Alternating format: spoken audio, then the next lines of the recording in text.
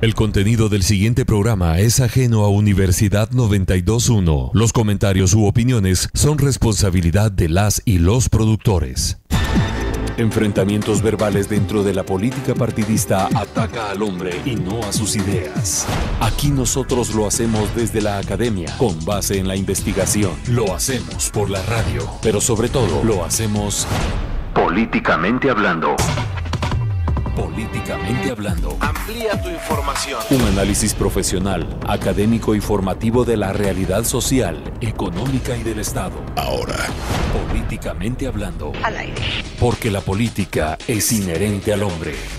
A continuación, transmitiendo por Universidad 92.1. Ideas políticas que suenan. La libertad de decir las cosas como son.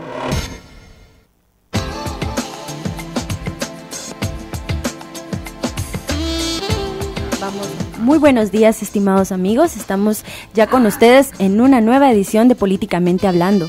Este programa, que es un espacio de la Escuela de Ciencia Política para analizar los temas desde un enfoque de análisis crítico y también invitarlos a participar por nuestras diferentes vías. Aquí a cabina puede llamarnos al 2207-9017 o 2207-9018.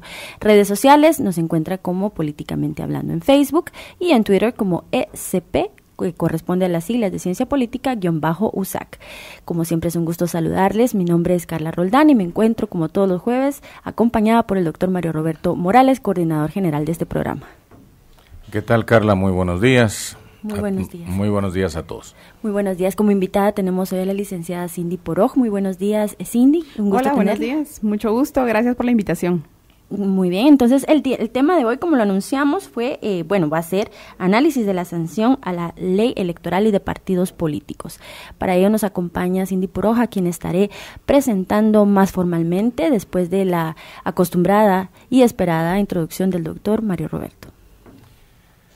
Gracias, Carla. Bueno, el día de hoy vamos a hablar sobre una cuestión muy puntual, muy jurídica, sobre lo cual pues yo no soy ningún conocedor específico ni mucho menos experto, pero esto que tiene que ver con la sanción presidencial de la ley electoral y de partidos políticos se ocurre en un trasfondo que sí nos interesa muchísimo a todos y que todos tenemos sobre eso un cierto nivel de comprensión porque lo hemos protagonizado. Y es el problema del tipo de Estado que tenemos y del tipo de Estado que queremos tener y cambiar o refundar, como se ha puesto de moda decir después de las movilizaciones del año pasado, ¿no? De hecho, desde los acuerdos de paz, Guatemala, la situación de Guatemala es el resultado de la victoria de la derecha sobre la izquierda y naturalmente el diseño del Estado ha obedecido a lineamientos neoliberales que tienen que ver con adecuar los tres poderes del Estado a los intereses económicos de la oligarquía, porque el neoliberalismo es la vanguardia de la oligarquía, no es antioligárquico como sus intelectuales orgánicos afirman. En tal sentido, pues no solo el sistema de justicia, no solo el ejecutivo, no solo el legislativo, se adecuan o adecuan a las necesidades oligárquicas de acumulación de capital, sino absolutamente todas las dependencias del Estado funcionan en ese sentido. Naturalmente, las movilizaciones del año pasado, que a mi modo de ver fueron pues un coro que orquestó un golpe de Estado blando, tienen que ser tomadas en cuenta para la opinión pública, tanto local como internacional. Y la lucha por cambiar varias leyes, no solo esta, varias leyes, en el seno del Congreso ha sido muy fuerte.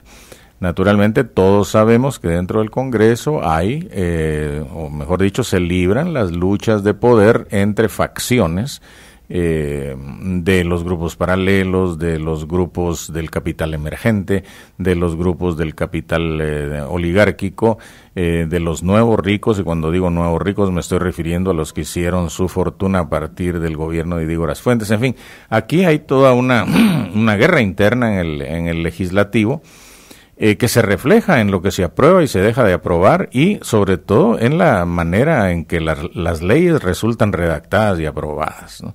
De tal manera que analizar en qué consisten los cambios a la ley electoral y de partidos políticos, y al mismo tiempo analizar los factores de poder que pudieron haber intervenido en esta modificación y en esta sanción, es algo que es de suyo interesante y necesario de hacer.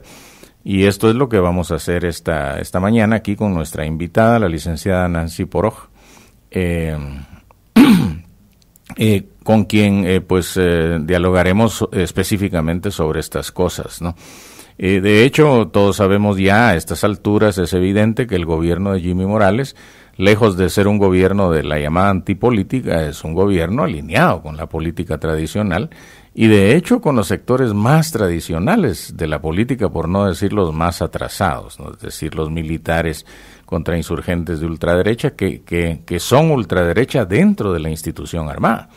Y naturalmente el alineamiento de ellos con la más rancia oligarquía local siempre ha sido evidente y es histórica, ¿no? Así que, digamos, no es ninguna sorpresa que esta ley no implique cambios sustanciales en lo que debería implicarlos, pero lo interesante es analizarlos para darlos a conocer al público, ¿no? Que es la tarea de este programa. Así que yo, sin más, le doy el micrófono de vuelta a Carla para que inicie su diálogo con nuestra invitada, a quien ahora presentará de manera apropiada. Bueno, muchas gracias, doctor. Y pues, como les comentaba, y ya el doctor les hizo la introducción debida, esta reforma de la ley electoral y de partidos políticos toma algunos temas bastante sonados que de alguna manera en algunos sectores se cree como un avance, en otros de manera crítica se ve como perder realmente la oportunidad de poder haber hecho cambios estructurales. Eso vamos a analizar hoy con la licenciada Cindy Poroj, quien pues tengo el honor y el gusto de presentarla, es primera vez que nos acompaña. Perdón, dije Nancy y es Cindy Poroj, disculpas. Cindy es la primera vez que nos acompaña en el programa, así que bienvenida y esperamos también que la podamos tener acá mientras no interrumpa también sus labores como docente, pero ella es profesora de la Escuela de Ciencia Política, es politóloga y está en proceso de graduación de la maestría en Gestión Pública. Es delegada de Guatemala ante la Red Centroamericana de Ciencia Política, miembro de la Asociación Internacional de Ciencia Política, ponente y representante en el Congreso Mundial de Ciencia Política 2016 y es coordinadora del Grupo de Debate de la Escuela de Ciencia Política. También es miembro del Foro Permanente de Partidos Políticos 2012-2015 y entonces con esta experiencia, amplia experiencia que ya tiene en materia de ciencia política, vamos a entrar a analizar el tema de hoy desde un enfoque crítico y empecemos con algo que ya Mario Roberto nos dijo acerca de qué fue lo que la ciudadanía realmente exigió en materia de la ley electoral y de partidos políticos, conocida como LEP por sus siglas, y qué fue lo que realmente sancionó el presidente Morales. Bueno, muchas gracias también por la introducción y por la invitación. Yo creo que ya en una ocasión anterior pues se ha discutido también y se ha tratado de ser bastante y se ha tenido frutos siendo críticos con qué sucedió en estas movilizaciones del 2015. No sé, y también coincido en que no se puede adjudicar el clamor popular al grupo que se pronunció en estas movilizaciones. También como que había un discurso pues ya construido en torno a esto, en cuanto a qué es lo que sí vamos a manifestar y qué no. Pero lo que sí hay detrás, y era lo que tal vez fue, por así decirlo, incentivó la participación o el pronunciamiento en contra de la clase política, es, digamos, ese rechazo fue generado por la campaña anticipada. Y es ahí también donde hay un punto que, pues tal vez me gustaría partir de eso. El año electoral, obviamente, inicia con la convocatoria, la campaña formalmente en mayo, según la ley ahora derogada. En mayo, de la primera semana de mayo al 2 de mayo del año previo al cambio de gobierno. Sin embargo, vemos que, por así decirlo, se extendió de una forma exagerada, la publicidad y sobre todo la propaganda y el proselitismo desde el año 2014, si no es que antes. Entonces creo que fue de lo que incentivó o lo que, por así decirlo, generó mayor rechazo fue que asumió el presidente Otto Pérez en 2012 y prácticamente tuvimos una campaña ya sin Manuel Valdizón en el Congreso y sin todos los actores también interesados como Sandra Torres, bueno, etcétera. Una fuerte campaña, por así decirlo, en medios, y esto fue lo que también la gente manifestó con un amplio rechazo. Por lo tanto, en estas, si nosotros nos atrevemos a hablar de un clamor popular, que también, pues no es, yo no lo extiendo a toda la sociedad, porque hay quienes están al margen o estuvieron, incluso avalaron nuevamente un proceso electoral dentro de las mismas reglas. Pero por así decirlo, este grupo que se pronunció sí demandaba mayor transparencia, y creo que ahí no es confrontar, pero sí estamos de acuerdo en que la transparencia y sobre todo el monto exagerado que se gastó, independientemente de quién haya sido, en esta campaña anticipada o en este posicionamiento mediático, fue el que generó, digamos, este rechazo. Entonces, lo que exigió la ciudadanía fue transparencia, fue menos gasto en campaña, y sobre todo hay acá algunos temas que también podríamos discutir más adelante. Dentro de esto, algunos, digamos, sí manifestaron ese cansancio a la clase política tradicional. Entonces se demanda la no reelección, por ejemplo, de diputados o la no reelección de alcaldes, pero yo lo veo como una cuestión que es un pronunciamiento muy enfocado. Y vamos entonces a otro punto, es hasta dónde la ley electoral es la que se encarga es la única a la que le compete estos cambios.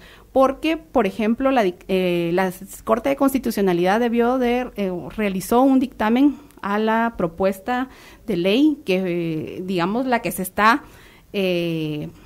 esta semana fue ya publicada, fue puesta en la mesa por el Tribunal Supremo Electoral en junio del 2015.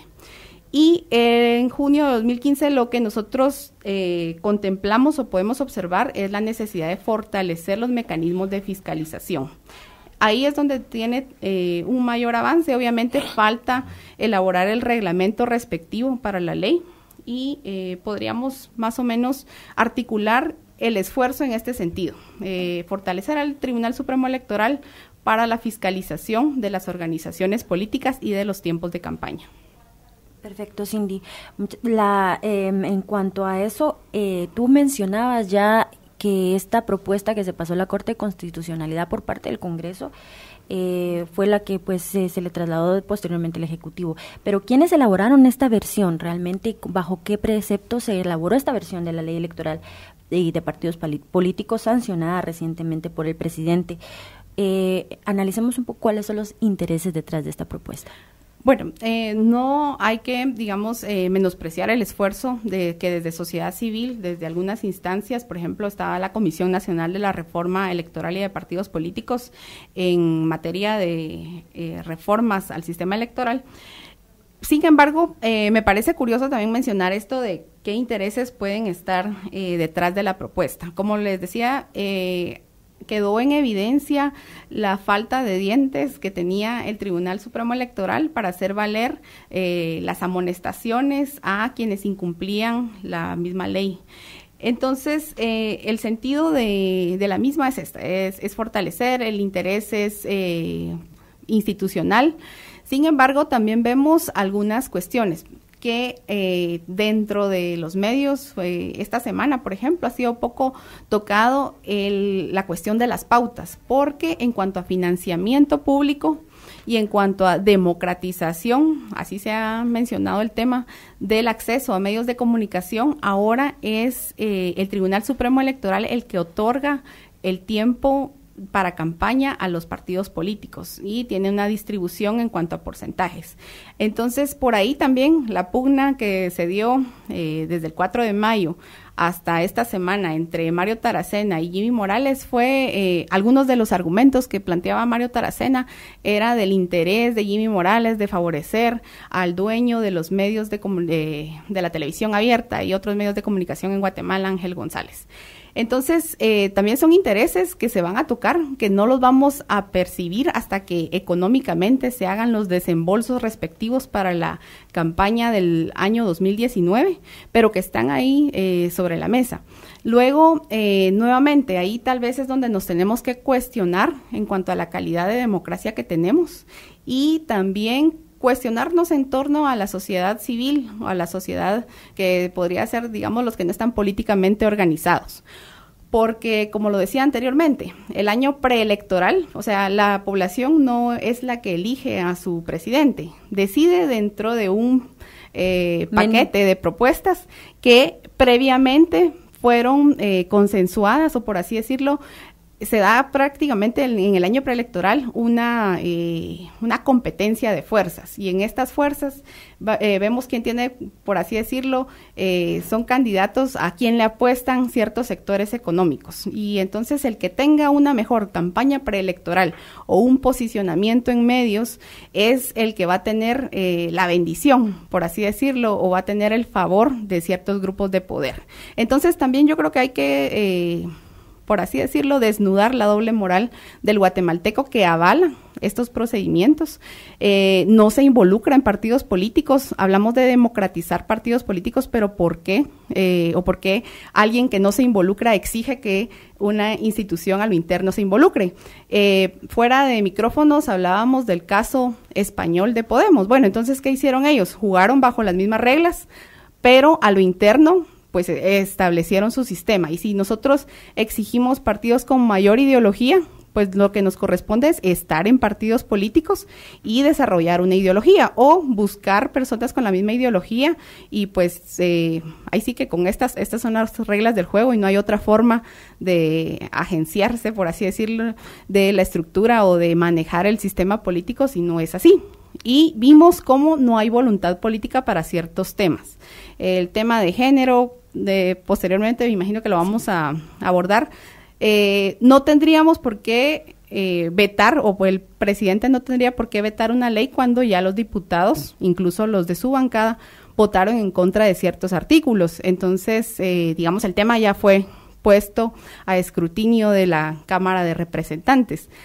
Una nueva legislatura tal vez lo pueda hacer, o nuevas condiciones, no sé, esto sería alguna de las cuestiones que quedan pendientes, pero que vemos que en el esquema y en la configuración actual no hay voluntad política. Entonces necesitamos esa renovación, pero no puede haber porque, como ya expliqué, hasta cierto punto hay una doble moral o hay una ausencia de un activismo constructivo de parte de quienes no están actualmente involucrados en partidos políticos.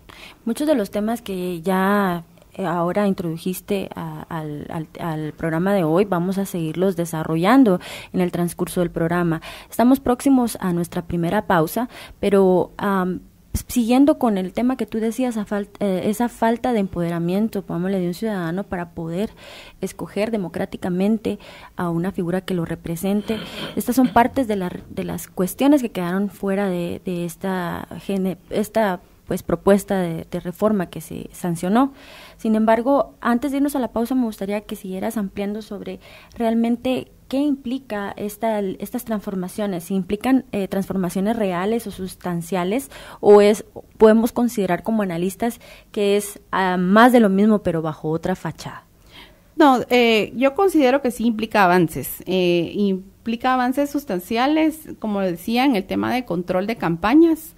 Sin embargo, me gustó una frase que leí ayer, decía, estamos satisfechos, pero no estamos conformes. Y eso también es parte del tema a debatir, ¿verdad? ¿Cuáles entonces deberían de ser las reformas de segunda generación? ¿Qué significa? Entonces, como reformas de primera generación, y haciendo énfasis en la fiscalización, creo que es un avance. Obviamente hay muchas cosas que no están contempladas y el proceso de elaboración de leyes es dinámico, o sea, no podemos tener una ley permanente como los artículos estos pétreos de la Constitución, o sea, no, el proceso es dinámico y tenemos que ir, parece una grosería decirlo, porque estamos hablando de un país, pero hasta cierto punto es ensayo y error. En el camino, obviamente, vamos a ver cuáles son esos vacíos que deja esta ley o cuáles fueron, digamos, en aras de mejorar el sistema. A veces se cometen errores, entonces a veces resulta peor el remedio que la enfermedad.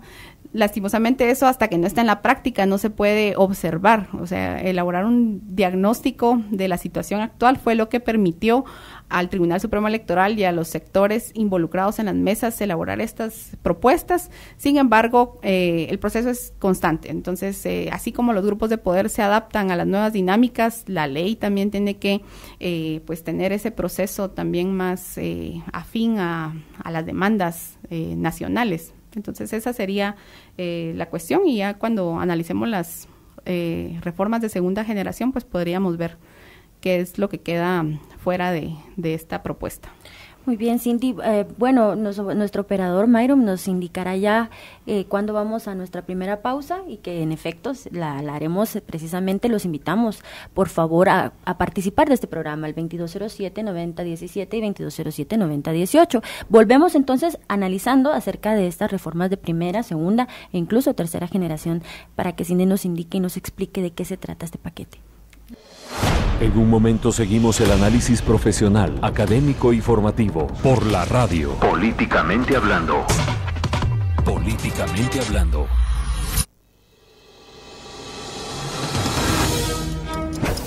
...60 segundos con el arte. Fidelidad y compromiso con el arte de las letras son algunas de las características que definen a la escritora guatemalteca Carmen Matute. Escribir es como soñar, hacer memorias de uno mismo, pulsiones que nos llevan al fondo de nuestros huesos, rememorar una sonrisa, un cabalgar, temblar, dar de alta a la incuria. Escribir es ser. En el 2015 se convierte en la quinta mujer en obtener el Premio Nacional de Literatura Miguel Ángel Asturias. Amo esta casa que me habla desde sus inocentes paredes, desde sus oscuros rincones y sus goteras que regresan cada año con las lluvias de mayo. Su poesía ha sido traducida al inglés, francés, sueco e italiano. Entre sus obras destacan Casa de Piedra y Sueño, Vida Insobornable y En el Filo del Gozo. Carmen Matute, ícono de la literatura guatemalteca. 60 segundos con el arte. Universidad 921. Ideas que suenan. Lo podemos convertir en un verdadero tritón, en tiburón, pez vela o en sirena. La decisión es completamente suya. Ahora todos tienen la oportunidad en el Club Deportivo Universitario Los Arcos. Cursos de natación en diferentes horarios, estudiantes, trabajadores y jubilados de la Universidad de San Carlos de Guatemala, también para el público en general. Inscripción abierta, Avenida Las Américas 103, Zona 14, teléfonos 2368-0884 y 85. ¡Los esperamos! Pase, usted es investigador. Sí, yo soy. ¿Trajo su lupa? Sí. ¿Su cámara secreta? Por supuesto, lista. ¿Y su registro? Es que no tengo mi registro.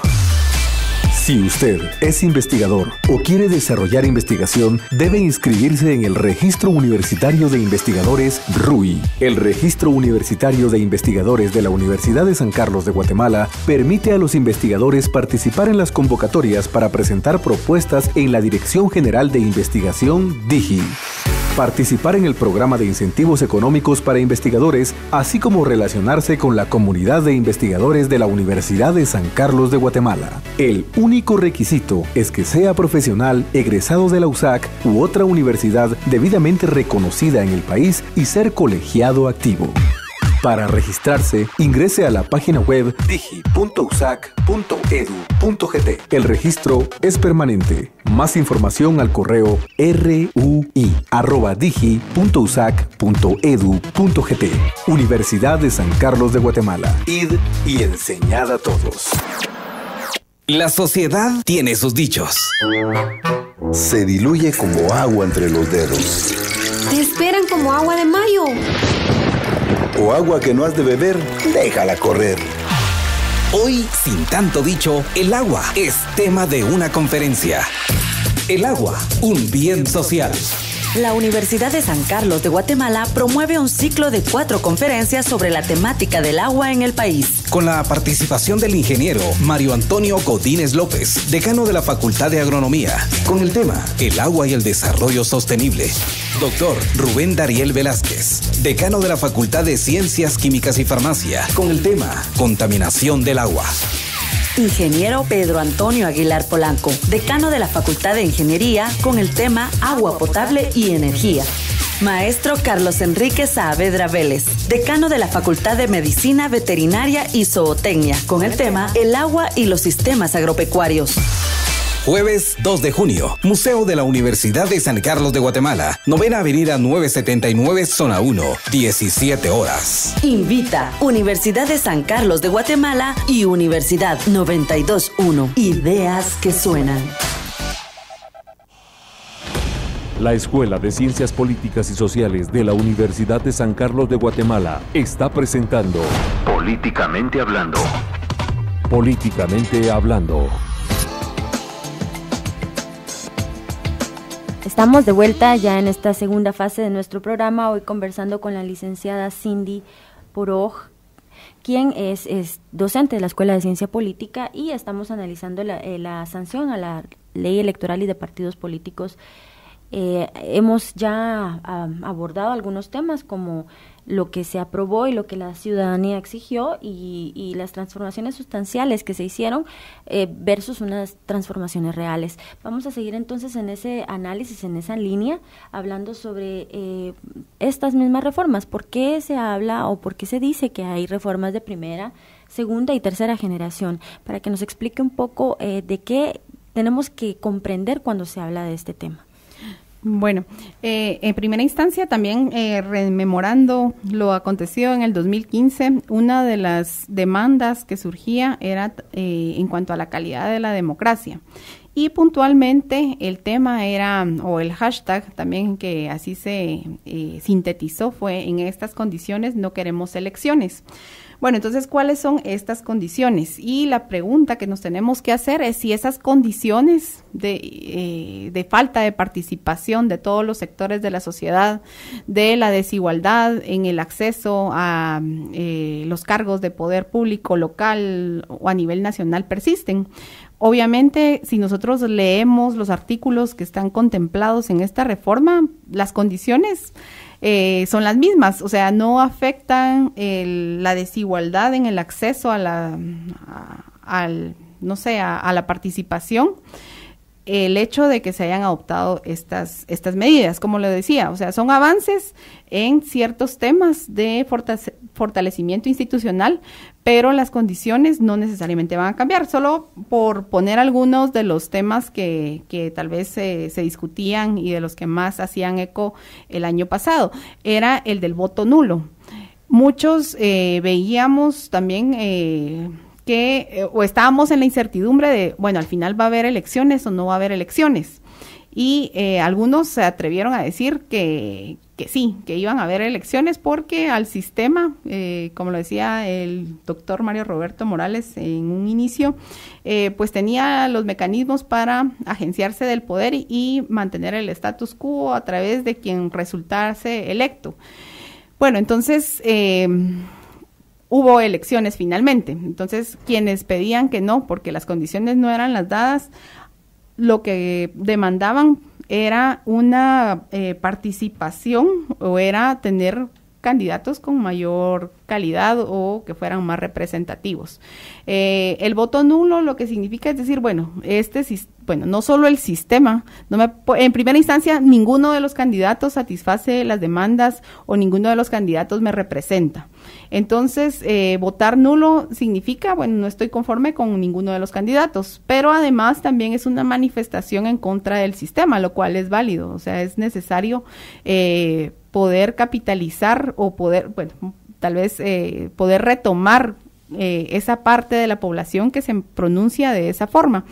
Existe el voto nulo con algunas variantes, por ejemplo, en el caso de Colombia. Sin embargo, vemos que los resultados serían similares a lo que sucedió aquí en Guatemala. ¿Y qué fue esto? Bueno, la población, en un análisis racional de costo-beneficio, por así decirlo, de qué implica negarle el voto a alguien o qué implica negarle el voto a todos, ve que es mejor negarle el voto a uno en concreto, votando por una alternativa opuesta. Entonces se da esta dinámica de voto en contra.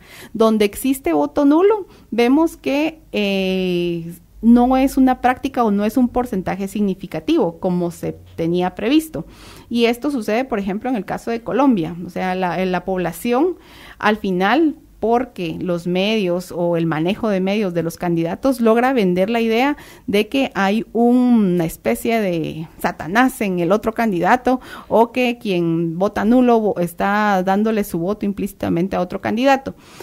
Esta manifestación en contra del sistema queda en segundo plano y termina imponiéndose este voto de castigo a la otra propuesta que puede tomarse a nivel discursivo como una mayor amenaza. Bueno, entonces, ¿por qué traigo esto a colación? Porque estas reformas, por ejemplo, que era una de las mayores demandas, la del voto nulo, sí se retoma. Y esto modifica significativamente el calendario electoral.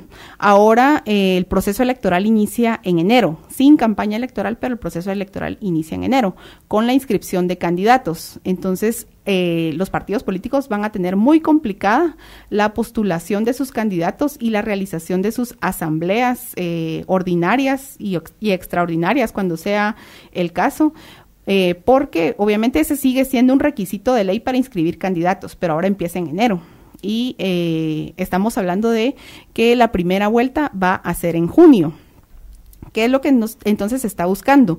Que como el voto nulo es vinculante, en un caso, vamos a suponer que sí, hay un porcentaje, ahorita, perdón, no tengo el dato, de la población se pronuncia a favor del voto nulo. Obviamente las elecciones no son vinculantes y debe de convocarse a nueva postulación de candidatos presidenciales y el binomio presidencial y su vicepresidente.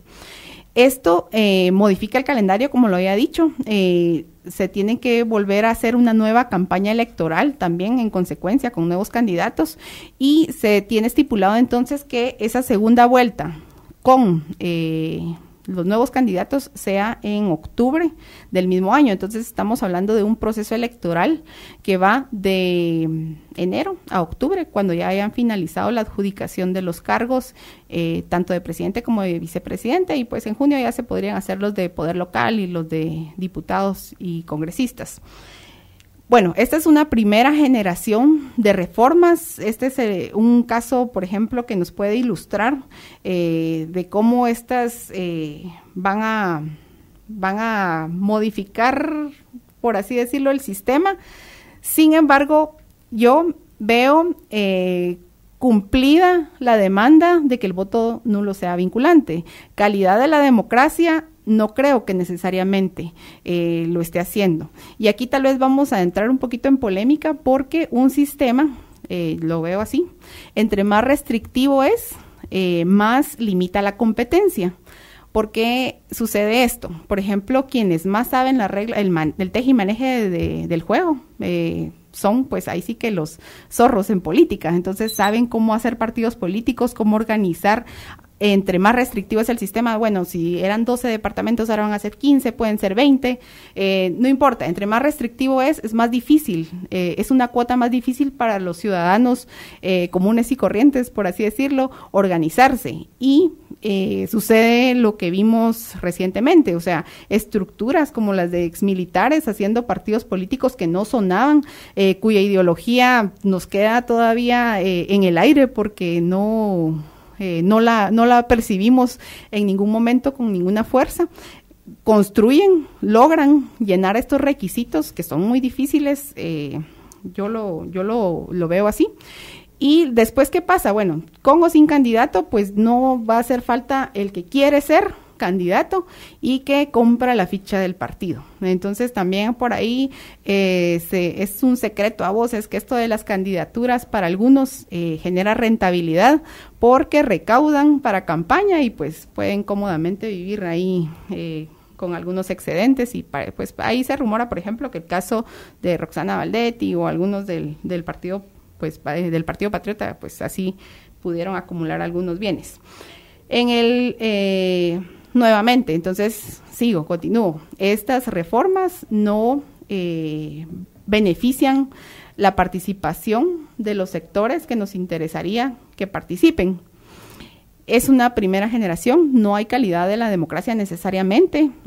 Es para eliminar algunos vicios, es para modificar sanciones, generar institucionalidad, pero no hay un crecimiento horizontal, por así decirlo. Incluso las cuotas, que va del 0, que pretendían que fuera del 0.03% al 0.05%, estamos hablando de que había que tener 23,000 afiliados, 24,000 más o menos, para ser un partido político. Y si no llenaba ese requisito cada 2 años, que es proporcional al padrón electoral, pues obviamente queda fuera de las organizaciones políticas con derecho a participar. Se subía al 0.05% y esto llegaba a ser aproximadamente 37,000 afiliados por partido. Esto los diputados votaron en contra. ¿Por qué? Porque obviamente se están haciendo harakiris y votan que sí, están en la necesidad de conseguir más de 13,000 afiliados nuevos y y digamos que hubieran votado a favor, o sea, ¿qué tanto o qué tan relevante puede ser tener más afiliados? O sea, esto no necesariamente tener más afiliados incide en tener un partido con mayor calidad, incluso puede repercutir en mayores prácticas clientelistas, en pues algunas prácticas de compra de voluntades. Vimos cómo con las bolsas solidarias, seguras o como se llamaran, lo que se hacía era un condicionamiento de la entrega de recursos del Estado a familias, siempre y cuando dieran su empadronamiento. Entonces, tampoco estos requisitos o tampoco ser tan restrictivo va a beneficiar la calidad de la democracia. Incluso creo que una participación con reglas claras, pero más sencillas, podrían favorecer a nuevos actores. Si no, pues lo que tenemos es la ausencia de incentivos a la población que sí podría tener alguna propuesta alternativa a las nuevas generaciones. Aunque no lo creamos, pues tienen vínculos con la vieja clase política. Entonces estamos regenerando el sistema porque no hay otros mecanismos de entrada al mismo.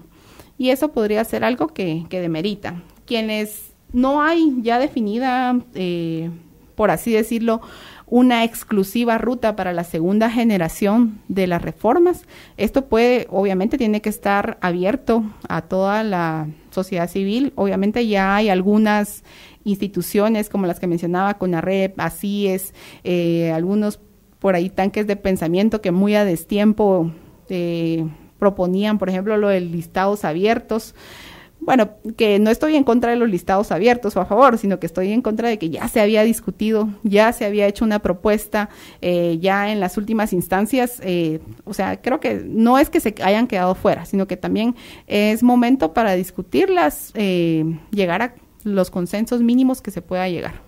Muy bien, licenciada Cindy, vamos a irnos entonces a nuestra segunda pausa y vamos a dejar un poquito esto que hablas tú, el concepto de la calidad de la democracia. Vamos a dejarlo para que se comprenda bien a qué se refiere esto al regreso y platicar entonces también sobre, finalizar con el tema de las reformas y las primera, segunda generación de ellas, pero hablar sobre el dilema entonces entre el Ejecutivo y el Legislativo. Así que no cambie este programa y le invitamos a participar siempre, 2207-9017 y 9018. En un momento seguimos el análisis profesional, académico y formativo por la radio. Políticamente hablando. Políticamente hablando.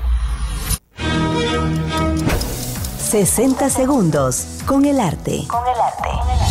Un tiempo atrás creí vivir la perfección. Es una estrella que brilla con luz propia. Su nombre, Gustavo Alfredo Bárcenas Azurdia, más conocido como Tavo Bárcenas. Yo trato de lo que hago ser uno de los mejores, ¿no? Porque amo la música y me encanta. He sido siempre muy hiperactivo, muy inquieto. De lo que recuerdo de mi niñez es de que siempre fui muy travieso, siempre me andaban castigando por todo en todos los colegios que estuve. Era muy buen estudiante, eso sí me recuerdo. Y es que no pasa un momento por ti.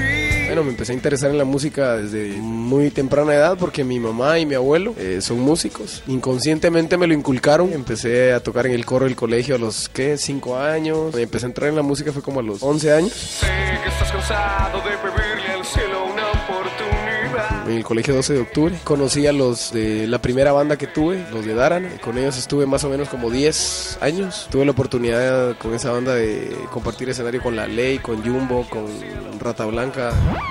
Fundamental fue su primer disco como solista. A este le siguió Oxígeno, publicado en el 2009. Y tomar tu mano y caminar. Tavo Bárcenas es catalogado como uno de los mejores cantautores guatemaltecos. 60 segundos con el arte. Universidad 921. Ideas que suenan. A lo largo de la historia, la comunicación ha ido avanzando al punto que diariamente aparecen nuevos formatos que facilitan la comunicación de las personas y las instituciones. Y para aprovechar esas formas de comunicación, la Coordinadora General del Sistema de Estudios de Posgrado utiliza las redes sociales para informar al estudiante universitario. Ahora, búscanos a través de Facebook, Twitter, YouTube y Skype. Aquí accedes a los programas de posgrado que ofrece la Universidad de San Carlos en las 25 unidades académicas. Encontrarás noticias relevantes, fechas de inscripción para posgrado, becas y publicaciones de eventos académicos nacionales e internacionales, encuentros, cursos, talleres. También podrás interactuar con el fin de brindar información o resolver dudas. Conéctate a la Coordinadora General del Sistema de Estudios de Posgrado de la Universidad de San Carlos de Guatemala. Su base de datos ha sido actualizada. Siga leyendo. Departamento de Letras, Facultad de Humanidades. Cada semana, los mejores programas de entretenimiento, información y educación. Distinguidos escuchas, aquí estamos ya de nuevo con ustedes. Está usted escuchando Encuentro Universitario, donde hablamos de autoevaluación y certificación desde la División de Desarrollo Académico de la Universidad. Bueno, me alegro mucho que vengan también estudiantes de la Universidad de San Carlos aquí a platicar con nosotros para darle más vida y más fuerza a este tipo de conversaciones. A ver. Encuentro Universitario, lunes 8:30 de la mañana. Tiene tantos años el tema que no es fácil el romper prototipos, ideas, manifestaciones, etcétera al respecto. Esta es la ruta auditiva de cada semana en Universidad 921. Ideas que suenan.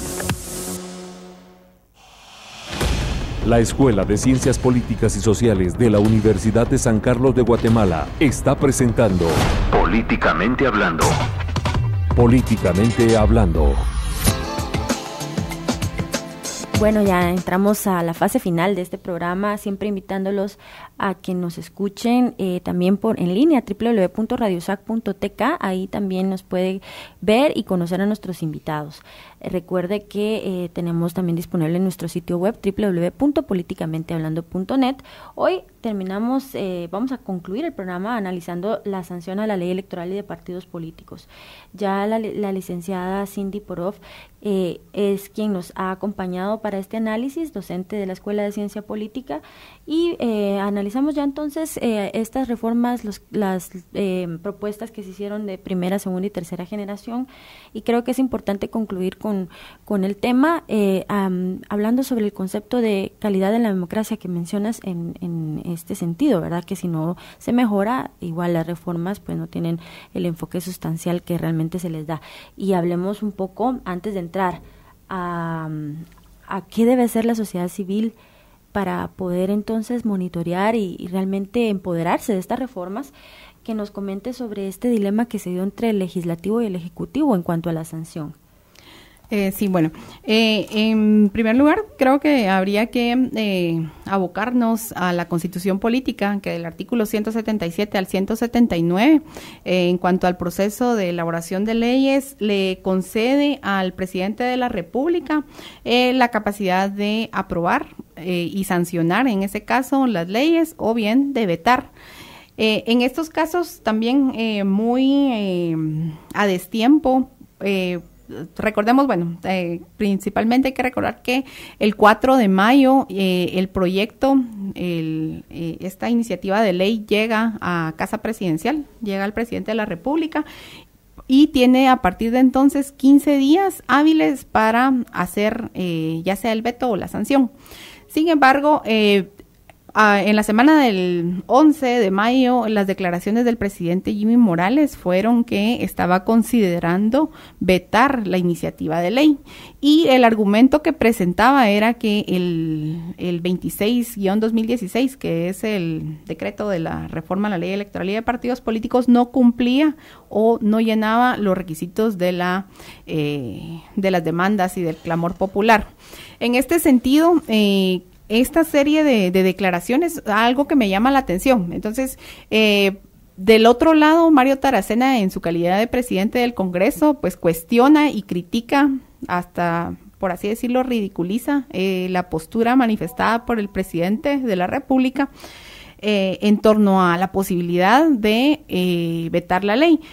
Y sobre todo, nosotros vemos que al final de cuentas el artículo 179 habla de que al final tiene primacía, hay primacía legislativa, lo que quiere decir que incluso cuando el presidente hubiese vetado la ley, el Congreso tenía un plazo y tenía la capacidad, con 2/3 partes de los votos, de sancionarla. Entonces, al final, creo que fueron muy desafortunadas las declaraciones del presidente Jimmy Morales en este pulso político, obviamente muy a destiempo, las declaraciones en torno a que no llenaban los requisitos. Nosotros lo que vemos es una serie de desgaste que ha tenido en las últimas semanas, sobre todo en el caso de la semana pasada, por ejemplo, estaban todavía vinculando cómo era de que habían negociaciones a puerta cerrada entre el presidente y los personeros de una de las empresas vinculadas al caso TCQ. Bueno, entonces, ¿cómo nosotros podemos darle una lectura a esto? Sí, bien, y esto es donde también, por ejemplo, esta semana en Nómada ridiculizan esa postura del presidente porque estaba vetando una ley que su propia bancada no tuvo problemas en promulgar, en aprobar en las respectivas lecturas. Y en el caso a lo interno del legislativo lo que vimos fue algo, pues digámoslo así, bastante práctico. Presentada la iniciativa de ley del Tribunal Supremo Electoral, hechas las debidas consideraciones en el Congreso de la República, esto se trasladó a la Corte de Constitucionalidad, la cual en algunos casos, en algunos artículos, por ejemplo en el de la no reelección, no dio dictamen favorable, y en otros casos sí dio dictamen favorable, pero por así decirlo, de una forma demasiado pragmática o muy sabia, en el Congreso de la República no se hizo ninguna modificación, lo que se hizo fue votar a favor o votar en contra, porque generar nuevas modificaciones lo que iba a generar era volver el proceso nuevamente, devolverlo nuevamente para consulta y la respectiva revisión judicial a cargo de la Corte de Constitucionalidad. Fue más fácil tener un consenso al interno del Congreso de la República que en este último momento nadie hubiera esperado una declaración de este tipo. Es decir, las supuestas fuerzas de oposición rápidamente llegaron a consensos para aprobar o para desaprobar las reformas que se estaban discutiendo. Entonces así vimos como artículos como el del porcentaje de empadronados no pasó. Vimos como algunos otros, como los del voto nulo sí pasaron, los de las cuotas de género no pasaron, pero hubo bastante consenso. Incluso dentro de los que votaron a favor aún perdiendo, no vimos mayor pelea por defender ninguno de los temas. Entonces, bastante consenso a lo interno del Congreso de la República y por el contrario, ahí sí que fue la sorpresa en este mes de mayo haber hecho estas declaraciones. Eso sería más que todo como lo que nosotros podemos ver. No ha sido la primera vez que un presidente de la República por sí mismo no tiene mayoría. La bancada de la UNE, de la cual es integrante Mario Taracena y presidente, es significativamente, por así decirlo, ha tenido mayor protagonismo que la propia bancada del FCN. Y en este caso creo que no, obviamente hay intereses de por medio. Si lo podríamos decir abiertamente, por ejemplo, los medios de comunicación asociados a la televisión abierta nacional que no hacen periodismo de investigación, estas últimas semanas se han dedicado a atacar a Mario Taracena, quien tampoco es una blanca palomita, ¿verdad? Pero entonces también llama la atención en cuanto a esto. A veces podríamos decir que es una correlación de fuerzas en los que los intereses no son necesariamente la reforma a la ley electoral. Entonces también eso hay que tenerlo claro. Previamente, por ejemplo, temas como el de transfugismo, que genera mucho desgaste para los propios partidos, ha sido ya modificado a través de la ley orgánica del Congreso, del órgano legislativo. Y nosotros entonces vemos cómo esta correlación de fuerzas, al final hay integrantes, hay diputados de FCN que tienen ahí a la oposición adentro. Entonces, yo creo que esta sanción, lo que se dio el martes 24 fue, por así decirlo, una decisión salomónica. Se curó en salud el presidente de la República al convocar a ciertos sectores de sociedad civil, como así es, incluso Fundesa del sector más de la derecha proempresarial, al propio rector de la Universidad de San Carlos, para darse también un tamiz académico, la Comisión Nacional de la Reforma a través del doctor Luis Mac. Entonces vimos ahí una serie de actores, INSEP también. Entonces todos estos actores, la propia Fundación Esquipulas, lo que hacen es respaldar. Y ya con ese respaldo creo que sale con un discurso para salvar su imagen y sobre todo para no condenarse. Esto de decir reformas de segunda generación, como lo decía yo, pues obviamente la ley, el proceso de elaboración de leyes es dinámico, pero no creo que haya sido la intención de primera instancia. O sea, esto es más que todo un discurso para minimizar esto que fue muy desafortunado de parte del presidente de la República. Obviamente, como les decía, no tenemos en esta reforma, en el 26-2016, no hay necesariamente calidad de la democracia, pero es la reforma que hay y es la que viene a sanear muchos vicios del sistema. No sé si una que fuera más amplia a la participación y a la calidad de la democracia la hubieran aprobado.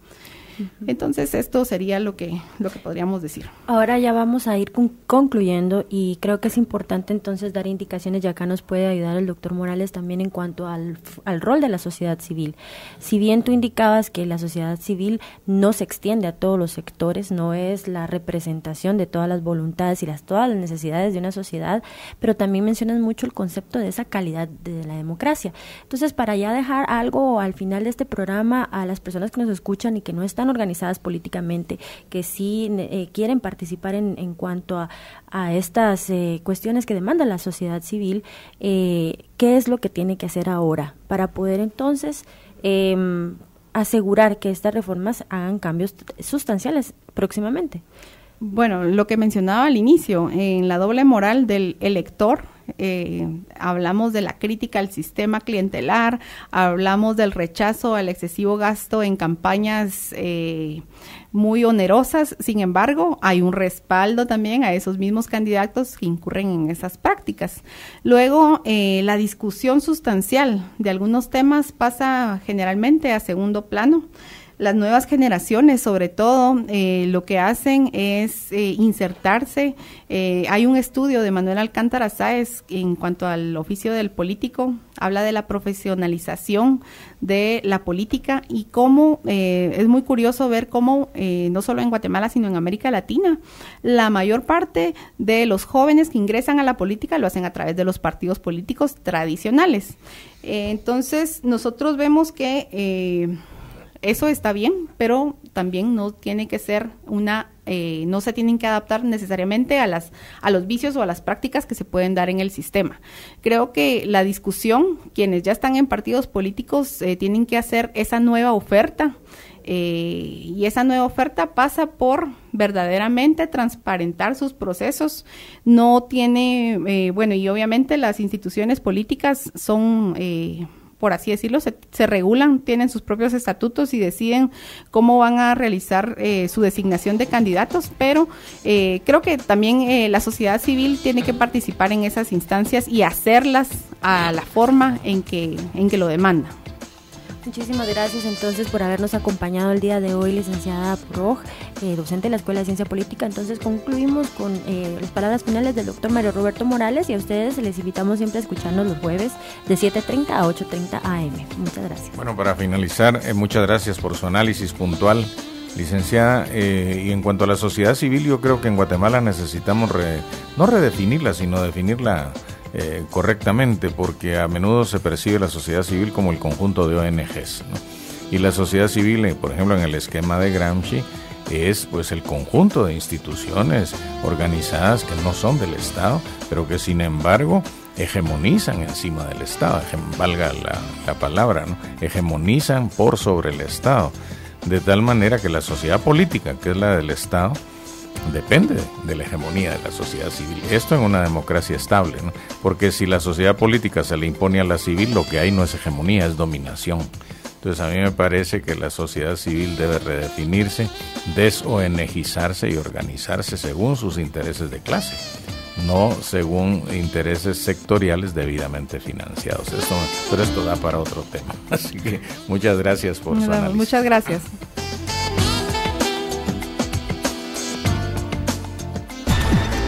Hicimos un análisis profesional y formativo de la realidad social, económica y de Estado, desde la academia con base en la investigación, y lo hicimos por la radio. Políticamente hablando. Políticamente hablando. Porque la política es inherente al hombre. Los esperamos la próxima semana, solo por Universidad 92.1. Ideas políticas que suenan. El contenido del programa anterior es ajeno a Universidad 92.1. Los comentarios u opiniones son responsabilidad de las y los productores.